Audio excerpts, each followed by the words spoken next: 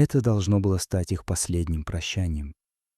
Умирающая собака в последний раз прижалась к своему хозяину, словно понимая, что дальше пути уже нет. В комнате стояла тяжелая тишина, нарушаемая лишь редким дыханием и сдержанными всхлипами. Немецкая овчарка по кличке Рекс, едва держась из последних сил, приподнялся и обнял своего хозяина Дмитрия, как будто прощаясь. И этот момент казался окончательным, неизбежным, точкой, за которой уже ничего не будет. Слезы текли по щекам, слова застревали в горле, и казалось, что время остановилось, но в этот самый момент ветеринар внезапно остановила процедуру, нахмурилась, прислушалась и тихо, почти шепотом сказала: «Подождите, здесь что-то не так». То, что должно было стать концом, вдруг превратилось в шанс. Рекс лежал на столе.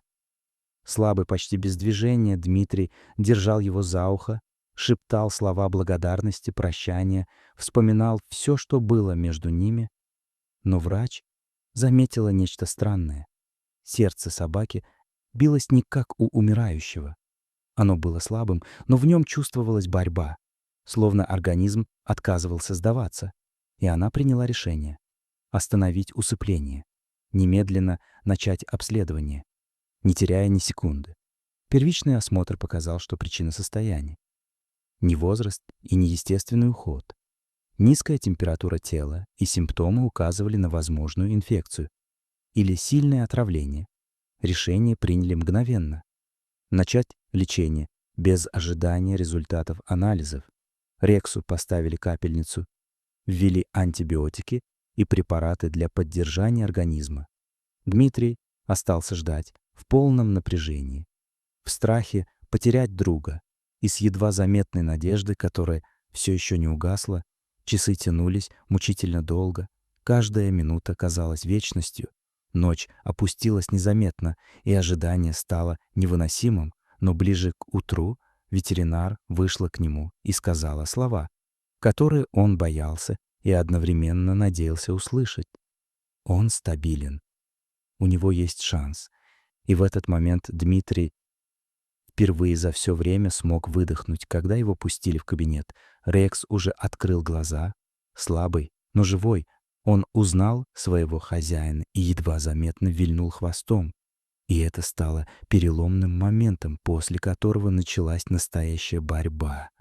Дмитрий почти не отходил от него, говорил с ним, вспоминал их жизнь, гладил по голове, а Рекс отвечал. Взглядом, легким движением лапы, тихим дыханием. И с каждым днем появлялись маленькие, но важные улучшения. Врач предупреждала, что состояние остается нестабильным и возможно осложнение, но организм собаки отвечал на лечение, постепенно возвращаясь к жизни. Через несколько дней Рекс начал вставать. Сначала неуверенно, затем все крепче. И однажды он сам сделал шаг к Дмитрию.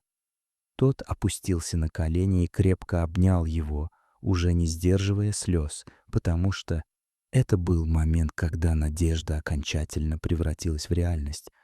Спустя неделю анализы подтвердили. Инфекция побеждена. Впереди оставалось восстановление, и врач сказала прямо: он сделал невозможное. В день выписки Рекс вышел из палаты сам, немного шатаясь, но с поднятой головой.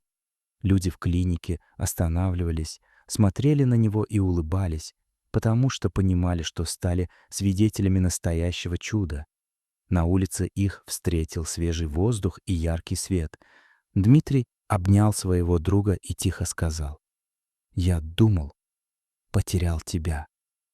Но теперь они шли домой вместе.